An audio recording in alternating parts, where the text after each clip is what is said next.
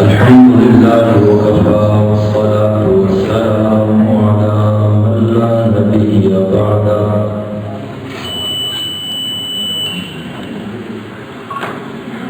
وعلى آله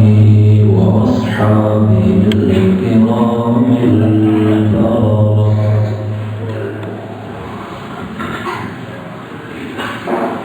وأزواجه وذريته وبناته وأهل بيته أجمعين.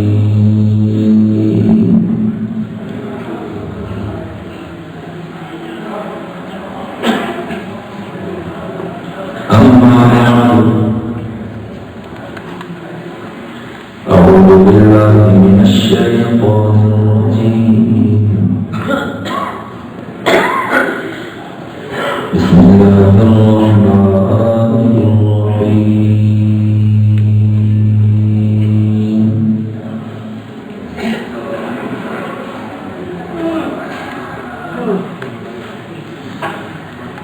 أولئك الذين امتحن الله قلوبهم للتقوى لهم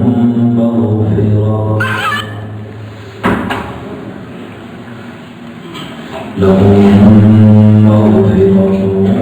وأجر عظيم.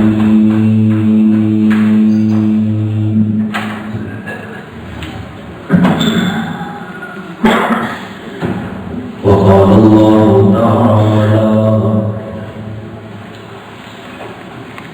فإن آمنوا بمثل ما آمنتم به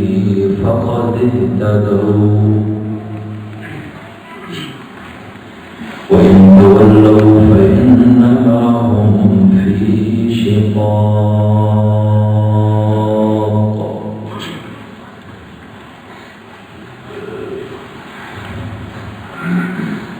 قال رسول الله صلى الله عليه وسلم: أصحابي كالنجوم فبأيهم اقتديتم اهتديتم.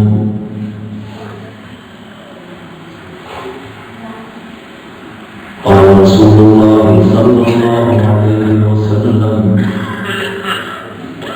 مثل أهل بيته كسفينة نوح، أو كما قال عليه الصلاة والسلام. صدق الله وصدق رسوله النبي الكريم. اللهم صل وسلم على سيدنا ومولانا محمد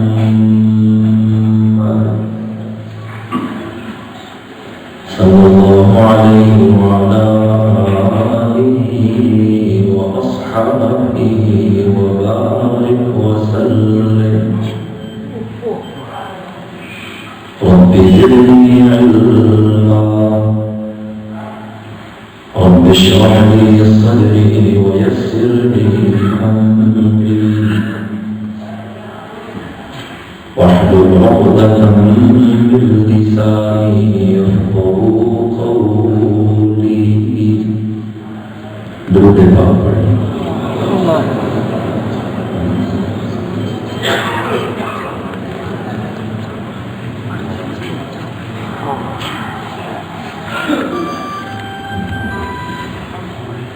انتہائی مجاہد سب احترام ذی احتشام معزز علماء کرام،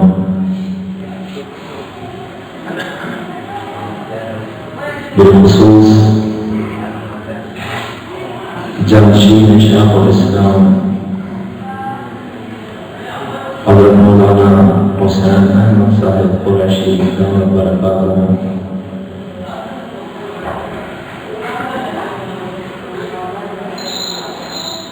قرآن نظام، حفاظ کرام، برادران اسلام، عزیزان ملت، سنت والجماعت کے غیور جانباز سرفروش مجاہد ساتھیوں، آج مولانا سال 6 نومبر سن 2012 کو جامع مسجد گاڑ میں اور آپ انتہائی روح پرور کانفرنس عظمت صحابہ و اہل بیت رضوان اللہ علیہم اجمعین میں شریک ہیں، جن حضرات نے اس گلشن کو دن رات کی محنت سے سجایا، دامے دل میں سخن قدم تعاون فرمایا۔ اللہ تعالیٰ ان سب کی کاوشوں اور محنتوں کو قبول فرمائے اور ہم سب کو قیامت کے دن صحابہ اکرام اور اہل بیت نظام کی شفاعت نصیب فرما کر جنت الفردوس نصیب فرمائے۔ یہ انتہائی خوشی کی بات ہے کہ آج یہاں پہلی مرتبہ صحابہ کرام اور اہل بیت نظام کی عظمت، عزت اور حرمت کے حوالے سے کانفرنس کا انعقاد کیا گیا ہے۔ اللہ تعالیٰ ہم سب کو صحابہ کرام کی عظمت کو ماننے، اپنانے اور پھیلانے کی توفیق نصیب فرمائے۔ اور اب تو یہ مشن کسی سے ڈھکا چھپا نہیں ہے کہ 4000 سے زائد قربانیاں اس ملک پاکستان میں صرف اور صرف اسی عنوان پر لگائی جا چکی ہیں، اور یہ تجربے سے ثابت ہے کہ جس بھی عنوان پر یا دعوے پر قربانی لگتی ہو، آخر کار ان قربانیوں کی بدولت ایسے شخص یا جماعت کو ایک نہ ایک دن منزل ضرور نصیب ہو جاتی ہے، اور ہمارا بھی یہ یقین ہے کہ انشاءاللہ یہ قربانیاں رائگان نہیں جائیں گی، اور ایک دن آئے گا کہ پاکستان کی قومی اسمبلی بھی دشمن صحابہ کو کافر لکھنے اور کہنے پر مجبور ہو جائے گی انشاءاللہ۔ لیکن اس کے لیے ضرورت ہے آپس میں متفق اور متحد ہونے کی۔ اتار چڑھاؤ اونچ نیچ اس راستے کا حصہ ہے، اور ہر تحریک آل حق کی جب بھی جہاں بھی چلی ہے تو منزل تک پہنچتے ہوئے پرخار وادیوں کو عبور کرنا ضروری ہوا، ورنہ اس کے بغیر منزل کبھی کسی کو نصیب نہ ہو سکی۔ میرے عزیز دوستوں، اشتہار پر عنوان میں 2 جماعتوں کا ذکر ہے، صحابہ اور سارے بولو صحابہ اور اہل بیت۔ پہلے تو یہ سمجھ لیں کہ صحابہ کہتے کیسے ہیں، صحابی کی تعریف کیا ہے، لیکن میں اس یقین کے ساتھ آپ سے گفتگو کرنا چاہوں گا کہ آپ ہمارا گوش ہو کر میری گفتگو سنیں گے، تاکہ میں آسانی سے اپنی معلومات آپ کے قلب و جگر میں اتار سکوں۔ لیکن اگر آپ کی توجہ دائیں بائیں پھری تو یقیناً گفتگو بھی جاندار نہیں ہو سکے گی۔ تو پہلی چیز جس کی وضاحت کی ضرورت ہے، اور یہ اس لیے کر رہا ہوں کہ آج اس عنوان پر اس مسجد میں یہ پہلی کانفرنس ہے، تو ابتدائی بات ہی سے ہم ابتدا کریں۔ صحابہ کرام کی عظمت کو اور اہل بیت کی عظمت کو بیان کیا جائے گا،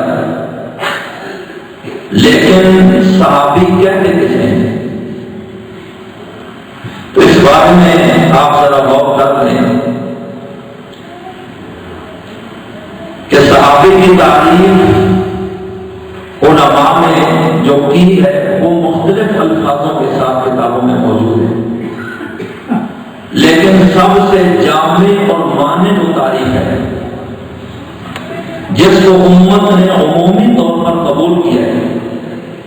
وہ یہ ہے: من صحب النبی صلی اللہ علیہ وسلم فی حالت الایمان ومات علیہ، کہ جس شخصیت نے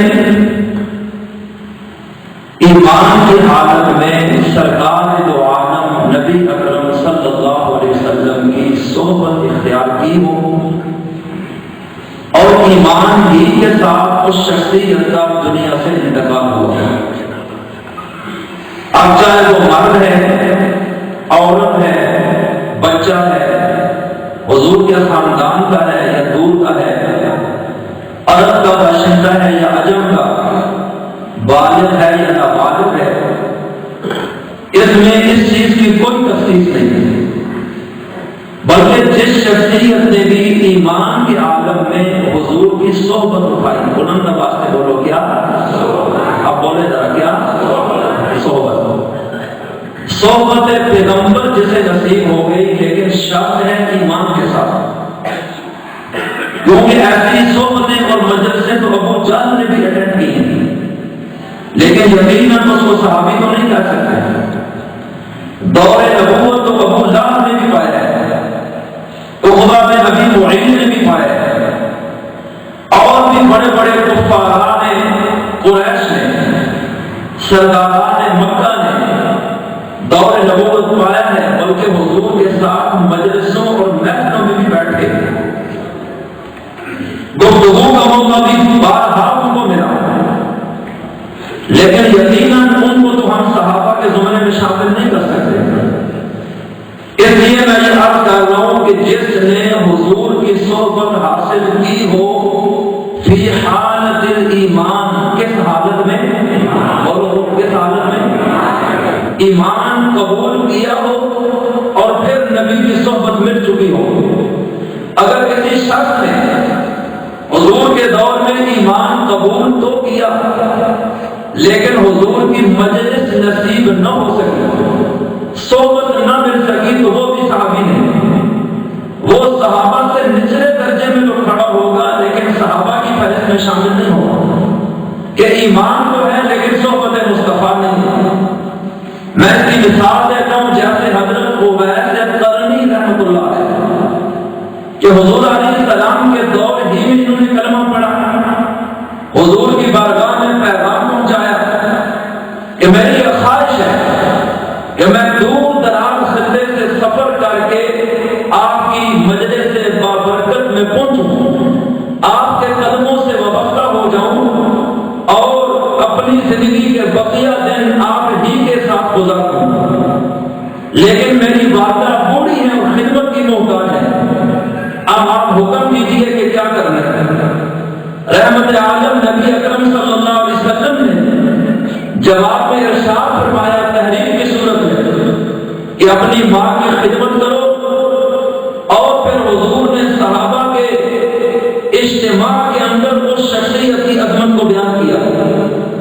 فرمایا کہ اگر تم میں سے کسی کی ملاقات اویس قرنی سے ہو جائے، ان کی یہ نشانی ہوگی، تو اس کو چاہیے کہ وہ میرا سلام ان کو دے کہ اے اویس تم پر تمہارے نبی نے سلام بھیجا ہے، اور دوسرا یہ کہ جس شخص کی بھی اے صحابہ آپ میں سے اویس قرنی سے ملاقات ہو تو ان سے اپنے حق میں اللہ کی بارگاہ میں دعا ضرور کروا دے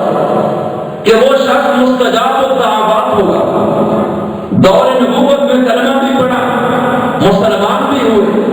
لیکن صحابہ کی فہرست میں شامل نہیں، اس لیے کہ صحبت مصطفیٰ میسر نہ ہو سکی۔ توجہ کیجیے، اس لیے میں یہ عرض کر رہا ہوں کہ جس شخص نے ایمان کی حالت میں حضور کی صحبت اختیار کی، اب چاہے وہ بچہ ہو، اس کو اٹھا کر حضور کی بارگاہ میں لایا گیا ہو اور نبی نے اس کو دیکھ لیا ہو، اور وہ شخص بالغ ہونے کے بعد مسلمان بھی ہے،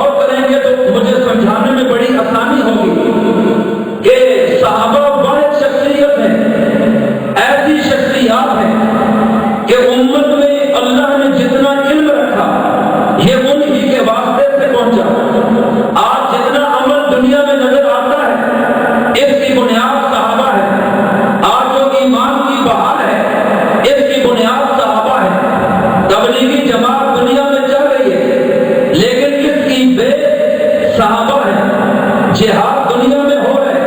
اس امت کے اندر اس کی بنیاد صحابہ ہے۔ ارے بھائیوں اس کے علاوہ آج جو مساجد پڑی ہیں تو اس کی بیس بھی صحابہ ہے۔ اب غرض پورے دین کا نقشہ بنیاد سے